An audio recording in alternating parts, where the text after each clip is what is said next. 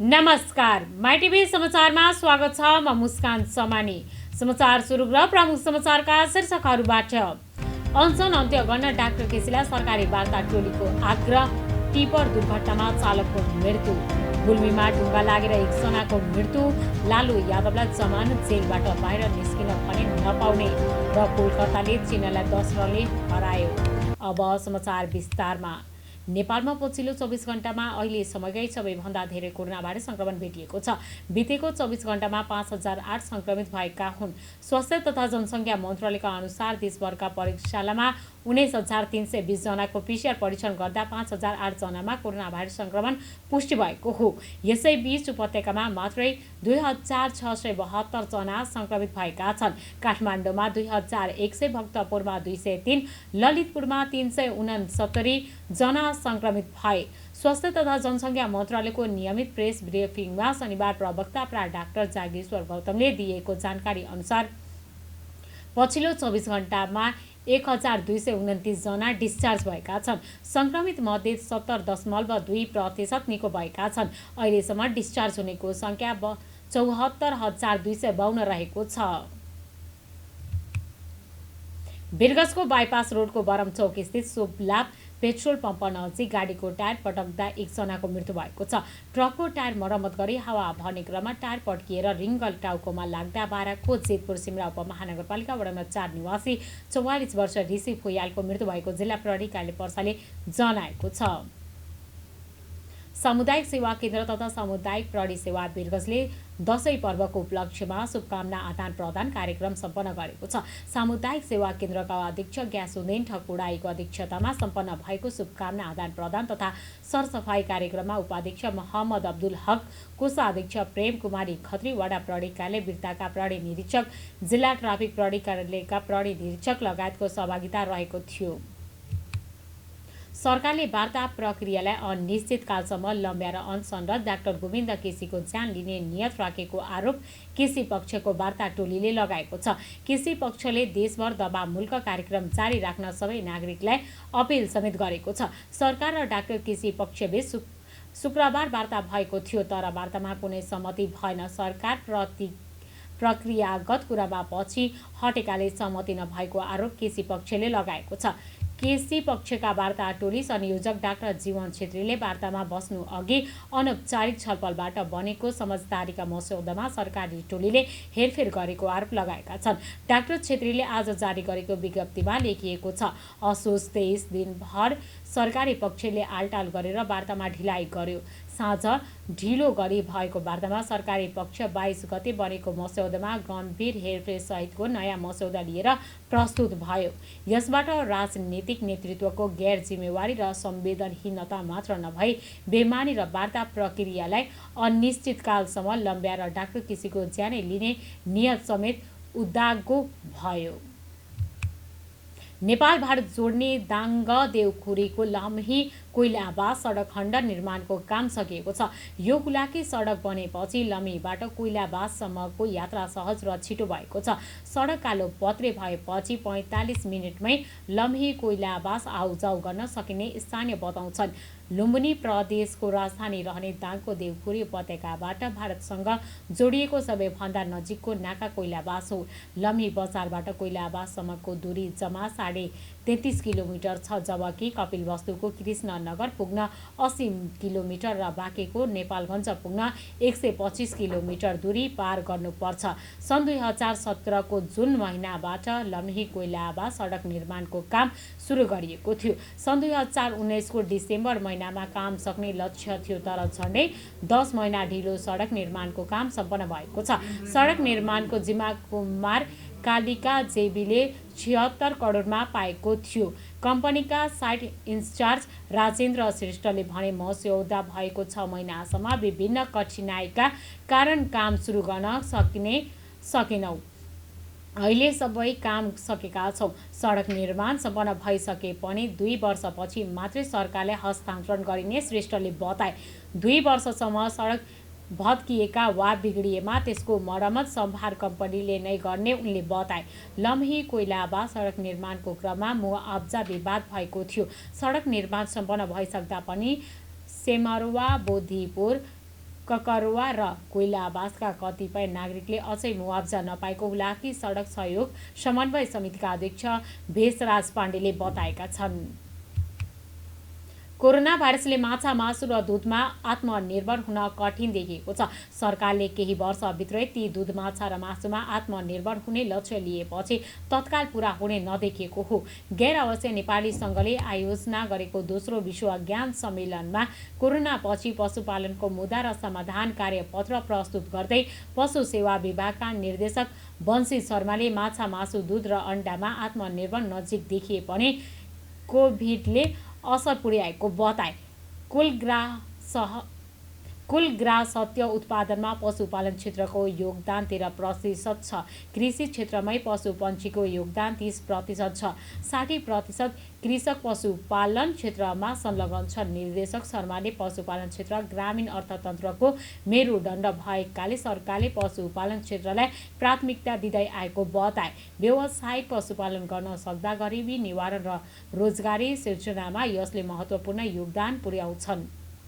उनले भने कोभिड-19ले दुधमा पूर्ण रूपमा असर पुगेको छ। माछा खाने संस्कृति पनि कम भएको छ। निर्देशक शर्माले पशुमा लाग्ने रोग खोरेत पीपीआर लगायत निर्मूल पार्न सरकार लागि परेको बताउनुभयो। व्यावसायिक पशुपालनको विकासको लागि केन्द्र प्रदेश र स्थानीय तहको समन्वयमा काम गर्न सके पशुपालन क्षेत्रले अर्थतन्त्रमा ठूलो योगदान दिने बताइएको छ।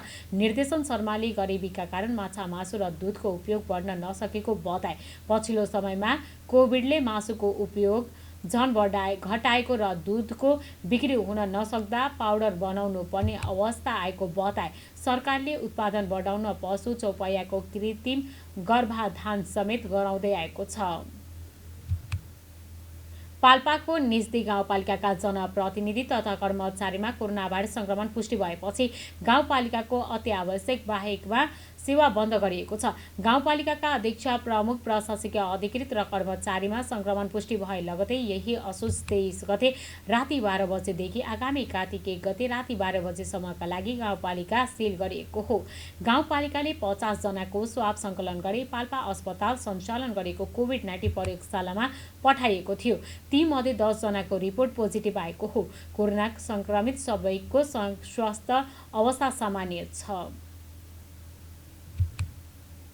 मोरङको बेलबारी नगरपालिका वडा नम्बर 4 गर्जुराम टोलमा जुवा खेलिरहेका 6 जना पक्राउ परेका छन्। सो टोलमा अशोक राईको घरमा जुवा खेलिरहेकालाई शुक्रबार बेलुका 6:30 बजे जिल्ला प्रहरीकाले मोरङको टोलीले पक्राउ गरेको हो। पक्राउ पर्नेहरूमा बेलबारी नगरपालिका 3 मैनावारी टोल बस्ने 40 वर्ष रित गुरुङ, बेलबारी नगरपालिका 11 लक्ष्मी मार्ग बस्ने 56 वर्षीय सुजय गौतम, सोही ठाउँका 52 वर्षीय चन्द्र लिम्बू, छापाको दमक नगरपालिका 5 मन्टेश्वरी टोलमा 32 वर्षीय धमेन्द्र राई, सुनसरीको इटहरी उपमहानगरपालिका 1 हलगडुवा बस्ने 47 वर्ष प्रदीप तामाङ र धनुषाको 4 नाथ गणेशमान नगरपालिका 8 पोर्ताहा बस्ने 50 वर्ष परशुराम भुजेल छन्। उनीहरूको साथबाट 1 सेट कौडा, 3 बुक्तास, 2,53,000 नगद तथा स्कर्पियो गाडी, मोटरसाइकल र स्कुटर समेत बरामद गरी थप अनुसन्धान भइरहेको जिल्ला प्रहरीकाले मोरङले जनाएको छ। नुवाकोटको दुप्चेश्वर गाउँपालिकाको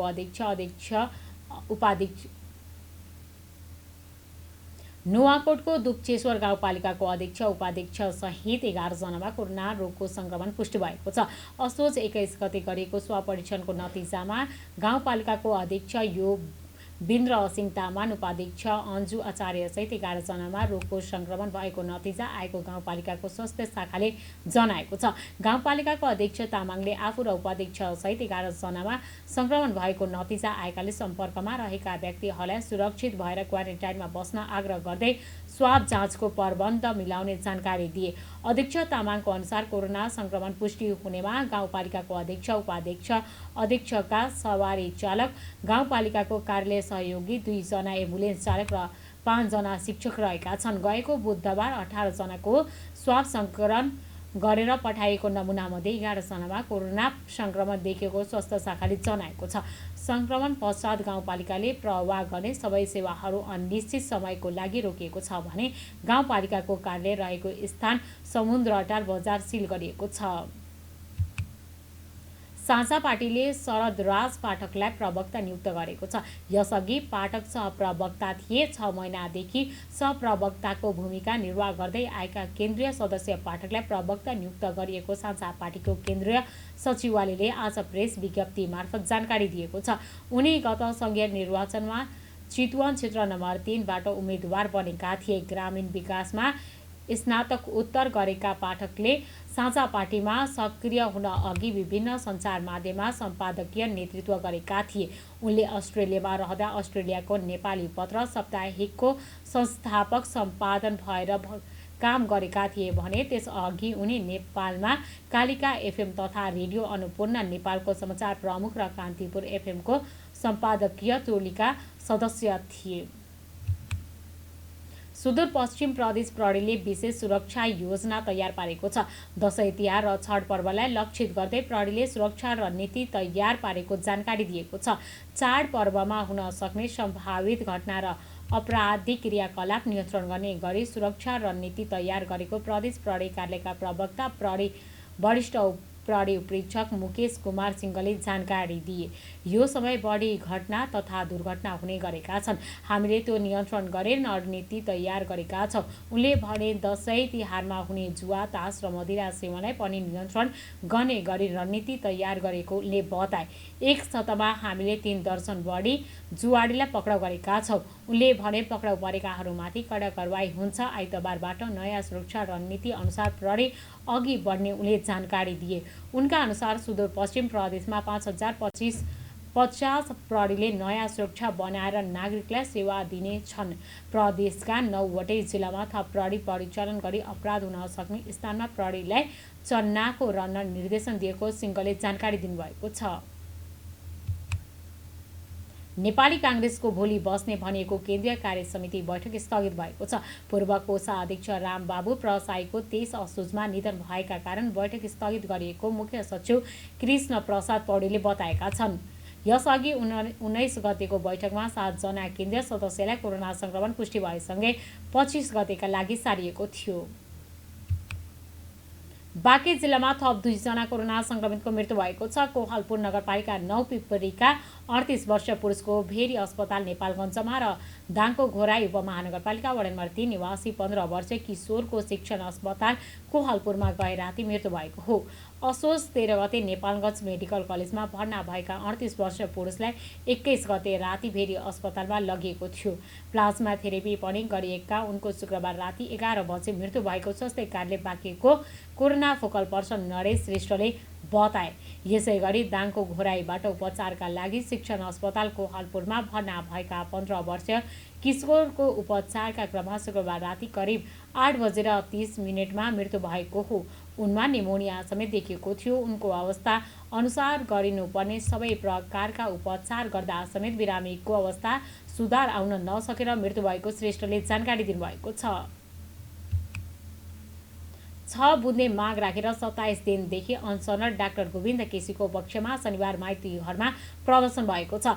डाक्टर केसीको स्वास्थ्यमा गम्भीर समस्या देखिँदा पनि सरकार उदासीन बनेको भन्दै सोलिडारिटी फर डाक्टर केसीको आह्वानमा प्रदर्शन भएको हो। प्रदर्शनमा सहभागीहरूले माफियाको समाजवाद, यति ओम्ने मार्क्सवाद, सत्याग्रही मार्न खोजेको दूरदराजमा मेडिकल शिक्षा खै लगायतका नारा लगाएका छन्। सरकारी र डाक्टर केसीको तर्फबाट बनेको वार्ता टोलीबीच शुक्रबार राति अबेर भएको वार्ता असफल भएको थियो। प्रदर्शनमा सहभागी वार्ता टोलीका सदस्य अधिवक्ता ओम प्रकाश आचार्यले असोज 22 गते सरकारी पक्षसँग समझदारी भए पनि प्रधानमन्त्री र शिक्षा मन्त्री निर्देशनमा सहमति गर्न सकेको थियो। सर्लाहीका प्रमुख जिल्ला अधिकारी सीडीओ सुरेन्द्र पौडेलमा कोरोना संक्रमण पुष्टि भएको छ। 22 असोजमा स्वाब दिएका उनको शनिबार रिपोर्ट आएको हो। कोरोना संक्रमण पुष्टि भए पनि आफ्नो स्वास्थ्य अवस्था सामान्य रहेको पौडेलले बताएका छन्। कन्ट्याक्ट ट्रेसिङका आधारमा पीसीआर परीक्षण गराउँदा कोरोना संक्रमण देखिएको छ। पौडेलले भनेका छन्, मेरो नजिकको सम्पर्कमा रहेका महानुभावलाई सतर्क रहन र लक्षण देखिन साथ परीक्षण गराउन अनुरोध गर्दछु। यस वर्षको फुलपाती बढाई धर्म संस्कृति र परम्परालाई निरन्तरता दिन साङ्केतिक रूपमा मात्र आयोजना गरिने भएको छ। नेपाली सेनाले सैनिक मञ्च 2D खेलमा भव्य समारोहको आयोजना गरी फुलपाती बढाई हरेक वर्ष हर्षोल्लासका साथ मनाउँदै आएको छ। कोभिड-19 को सङ्क्रमणबाट सिर्जित परिस्थितिका कारण हर्षोल्लासका साथ नभई धर्म संस्कृति र परम्परालाई जीवन्तता दिन प्रतीकात्मक रूपमा मात्र बढाई गरिने सैनिक प्रवक्ता सन्तो उल्स पौडेलले जानकारी दिए। यस वर्ष फुलपाती आगामी कार्तिक 7 गते शुक्रबार परेको छ। उनले भने स्वास्थ्य सम्बन्धी सम्पूर्ण मापदण्ड पूरा गरी हाम्रा मौलिक चाडपर्वलाई निरन्तरता दिने उद्देश्यले पहिलाको तुलनामा साङ्केतिक रूपमा मात्र बढाई कार्यक्रम सञ्चालन गरिने योजना गरेका छौँ। अघिल्लो वर्षका बढाइमा पूर्व, पश्चिम र दक्षिणबाट 84 र 84 जनाको गुल्मले बढाई गर्थ्यो भने यसपटक सामाजिक दूरी कायम गरी 25 र 25 जनामा सीमित गरिएको छ। बढाई कार्यक्रममा प्रमुख अतिथिका रूपमा राष्ट्रपति सहभागी हुने परम्परा छ। विगतको जस्तो धेरै कार्यक्रम नगरी छोटो बढाई र टुकडीले सैनिक ब्यान्ड प्रदर्शन गर्ने कार्यक्रम रहेको सेनाले जनाएको छ। विगतमा सेना बाहेक 1200 को सङ्ख्यामा विभिन्न क्षेत्रका महानुभावलाई आमन्त्रण गरिएकोमा यसपटक सेनासहित पाहुनाको सङ्ख्या 100 जनामा सीमित तुल्याइने छ। अघिल्ला वर्षमा सेनानीसम्मलाई सपरिवार बढाई कार्यक्रममा सहभागिताका लागि उद्री हुने गरेकोमा स्वास्थ्य मापदण्डका कारण यस वर्ष सहायक अर्थी दर्जासम्मलाई एक्लै आउने व्यवस्था गर्न लगेको सैनिक प्रवक्ता पौडेलले बताएका छन्। उपस्थित हुने स्थानमा पन्जा र सेनिटाइजरको प्रयोग अनिवार्य गरिएको छ। जनता समाजवादी पार्टी जसपा नेपालले कार्तिक पहिलो सप्ताह केन्द्रीय कार्यकारिणी समितिको बैठक बोलाएको छ। अध्यक्षोदय महन्त ठाकुर उपेन्द्र यादवले कार्तिक 3 र 4 गते बैठक बोलाएका हुन्। बैठकमा सङ्घीय परिषद र केन्द्रीय समिति गठन, पार्टीको विधान संशोधन, कार्य विभाजन र पार्टी समायोजन लगायतका विषयमा छलफल हुनेछ। तत्कालीन समाजवादी र राष्ट्रिय जनता पार्टी मिलेर जसपा बनेको 6 महिना हुँदा पनि केन्द्रीय समिति बन्न सकेको छैन। सरकारी वार्ता टोलीले अनसन अन्त्य गर्न डाक्टर गोविन्द केसीलाई आग्रह गरेको छ। सहमति प्रयास असफल भएपछि शिक्षा सचिव गोपी मैनाली नेतृत्वको सरकारी वार्ता टोलीले शनिबार वक्तव्य जारी गर्दै डाक्टर केसीका मागबारे आफ्नो धारणा समेत सार्वजनिक गरेको हो। सरकारी मेडिकल कलेज तथा प्रतिष्ठानका चिकित्सा शिक्षाका विभिन्न तह तथा विषयका शैक्षिक कार्यक्रम सञ्चालन गर्न सालौँ साली बजेट विनियोजन गरेर योजनाबद्ध रूपमा काम भइरहेको भन्दै वार्ता टोलीले भनेको छ। गोटा मेडिकल कलेज भवन र अस्पताल भवन निर्माण सम्पन्न भइसकेको र अन्य पूर्व निर्माण अन्तिम चरण छ। सरकारी वार्ता टोलीका अनुसार कर्णाली स्वास्थ्य विज्ञान प्रतिष्ठानमा MBBS कार्यक्रम सञ्चालन गर्न चिकित्सा शिक्षा आयोग समक्ष स्वयं मूल्याङ्कन प्रतिवेदन पेश भइसकेको छ। प्रत्येक प्रदेशमा सरकारी मेडिकल कलेज स्थापना गर्न बर्दिवास, बुटवल र सुर्खेतमा जग्गा प्राप्ति र गुरु योजना स्वीकृति भइसकेको छ भने वातावरणीय प्रभाव मूल्याङ्कन स्वीकृतिको अन्तिम चरणमा रहेको वक्तव्यमा उल्लेख छ। राप्ती स्वास्थ्य विज्ञान प्रतिष्ठानमा MBBS लगायतका कार्यक्रम सञ्चालन गर्न गुरु योजना पारित भइसकेको छ भने पोखरा स्वास्थ्य विज्ञान प्रतिष्ठानमा स्नातक उत्तर तहको शैक्षिक कार्यक्रम सुरु भइसकेको छ। डोटी, डडेलधुरा, उदयपुर र इलाम 5 थरमा सरकारी मेडिकल कलेज खोल्न प्रारम्भिक सम्भाव्यता अध्ययन भएर प्रतिवेदन आइसकेको छ भने सप्तरीमा रामराजा प्रसाद सिंह स्वास्थ्य विज्ञान प्रतिष्ठानको पूर्वाधार विकास समिति बनिसकेको सरकारी वार्ता टोलीले बताएको छ। पृथ्वी राजमार्गमा शनिबार भएको टिपर दुर्घटनामा चालकको ज्यान गएको छ। ललितपुर महानगरपालिका 29 निवासी कृष्ण लामाको मृत्यु भएको प्रहरीले जनाएको छ। सहचालक भने घाइते भएका छन्। काठमाडौँबाट मलेखुतर्फ आउँदै गरेको बा 5K479 नम्बरको टिपरले विपरीत दिशातर्फ आउँदै गरेको बसलाई ठक्कर दिई टिपर अनियन्त्रित भई सडकबाट करिब 50 मिटर तल महेश खोलामा खसेको थियो। घाइतेको अवस्था गम्भीर छ। गुल्मीमा डुङ्गा लागेर 1 जनाको मृत्यु भएको छ। जिल्लाको रुरु क्षेत्र गाउँपालिका वडा नम्बर 2 निवासी 58 वर्षका ज्ञानहरि गेवालीको मृत्यु भएको जिल्ला प्रहरी कार्यालय गुल्मीका प्रहरी नायब उपरीक्षक DSP केदार राज पन्तले जानकारी दिनुभयो। शुक्रबार बेलुकी पख बाटोमा हिँडिरहेको बेला सडकमाथि चर्केर उड्किएको ढुङ्गा लागेर मृत्यु भएको प्रहरीले जनाएको छ। अब अन्तर्राष्ट्रिय खबर। भारतको बहुचर्चित चारा घोटालामा मुछिएको बिहारका पूर्व मुख्यमन्त्री लालू प्रसाद यादवले अदालतबाट जमानत पाएका छन्। शुक्रबार उनलाई झारखण्डको उच्च अदालतले चाइबासा कोषको अनियमितता जमानत दिने निर्णय गरेको हो। उनी मुख्यमन्त्री हुँदा उनले चाइबासा कोषबाट 33 करोड 67 लाख अवैध रूपमा निकालेका थिए। यद्यपि उनी अझै जेलबाट बाहिर भने आउन पाउने छैनन्।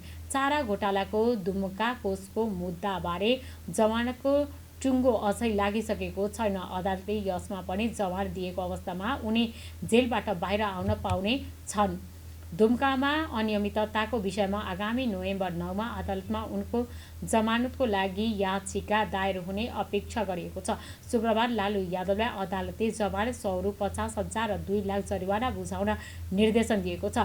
साथै उनले जमानतको लागि देखाइएको स्वास्थ्य समस्याको कारणलाई पुष्टि गर्ने मेडिकल रिपोर्ट पनि अदालतमा बुझाउनुपर्ने छ।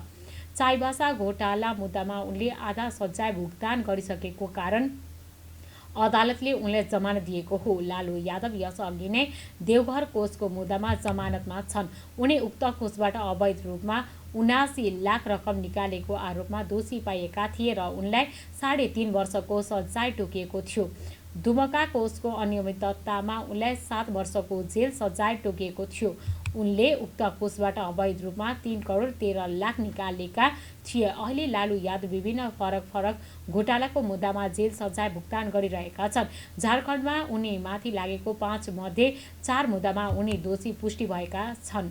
उनी दोषी करार भइसकेकोमा 2 चाइबासा, 1 देवघर, 1 दुम्का घोटालाको मुद्दा छन्। डोरडण्डा मुद्दाबारे अझै कारवाही चलिरहेको छ। अब खेल खबर।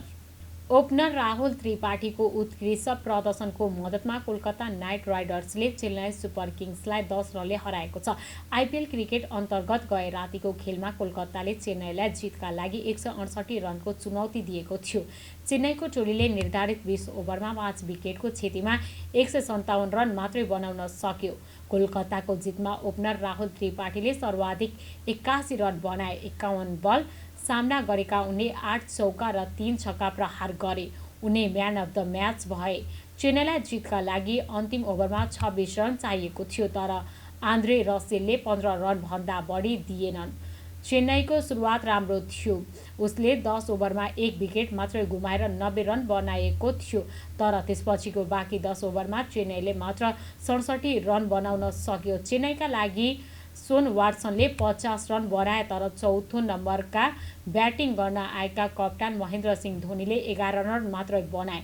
धेरै रन बटुल्न आवश्यक परेको बेला केदार जाधवले 12 बलमा मात्र 7 रन बनाउन सके। उनले खाता नै 6औं बलमा खोलेका थिए। अम्बाती रायडूले 30 तथा फाफ डु प्लेसिस र साम कुरानले समान 17 रन बनाए। रविन्द्र जडेजा 21 रनमा नट आउट रहे। यसअघि अबु धाबीमा पहिलो टस जितेर ब्याटिङ रोजेको कोलकाताले निर्धारित 20 ओभरमा 167 रन बनाएको थियो। उसको एक मात्र विकेट अन्तिम बलमा गुमेको थियो। कोलकाताका ओपनर राहुल त्रिपाठी बाहेक अन्य ब्याट्सम्यानहरूले राम्रो खेल प्रदर्शन गर्न सकेनन्। प्याट कमिन्सले नट आउट 17 रन बनाए। सुनील नरेनले पनि 17 रन नै बनाए। कप्तान दिनेश कार्तिक, इयान मोर्गन र आन्द्रे रसेलले कुनै कमाल देखाउन सकेनन्। चेन्नईका लागि डबेन ब्राभोले 3 विकेट लिए। साम कुरान, शार्दुल ठाकुर र करण शर्माले 2-2 विकेट लिए। दीपक शर्मा चेन्नईका सबैभन्दा महँगो बलर बने। उनले 4 ओभरमा 47 रन खर्चिए। समाचारको अन्त्यमा प्रमुख समाचारका शीर्षकहरू पुनः एक पटक। अनसन अन्त्य गर्न डाक्टर केसीलाई सरकारी वार्ता टोलीको आग्रह। टिपर दुर्घटनामा चालकको मृत्यु। गुल्मीमा ढुङ्गा लागेर 1 जनाको मृत्यु। लालू यादवले जमानत जेलबाट बाहिर निस्किन भने नपाउने र कोलकाताले चेन्नईलाई 10 रनले हरायो। माइटिभी समाचार अहिलेलाई यति नै। अर्को समाचारको साथमा पुनः उपस्थित हुने नै छौँ। तबसम्मका लागि समाचारका सम्पूर्ण युनिटसँगै म मुस्कान समानी पनि बिदा चाहन्छु। संसार जगतको सहयात्री माइटिभी हेर्दै रहनुहोला। नमस्कार।